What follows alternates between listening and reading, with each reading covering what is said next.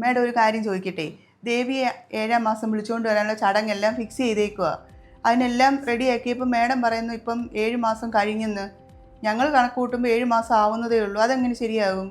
ദേവി pregnancy ആയ സമയം നോക്കിയാൽ ഇപ്പോൾ 7 മാസം ആകുന്നതേ ഉള്ളൂ. പിന്നെ ഡോക്ടർ എങ്ങനെ പറഞ്ഞത് 8 മാസം ആകുന്നെന്ന്?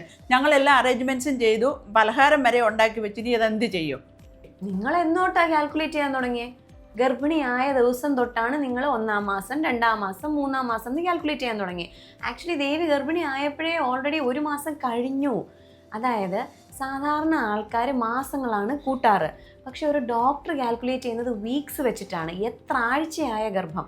40 ആഴ്ചയായ ഒരു ഗർഭം, അഥവാ 10 മാസം അല്ലെങ്കിൽ 250 ദിവസം എന്ന് പറയും. അപ്പോൾ എന്നാണോ ലാസ്റ്റ് പീരീഡ് ആയത് അന്ന് തൊട്ടാണ് ഡോക്ടർമാർ കാൽക്കുലേറ്റ് ചെയ്യുന്നത്.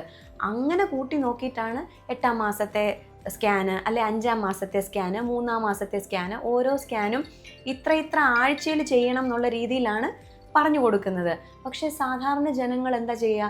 എന്നാണോ ഗർഭിണിയായത് അന്ന് തൊട്ടുള്ള കണക്കാണ് അവർ കൂട്ടാറ്. അപ്പോൾ 1-ാം മാസം 2-ാം മാസം 9 മാസം 2-3 ആഴ്ച ആകുമ്പോഴത്തേക്കും ഡേറ്റ് ആയി.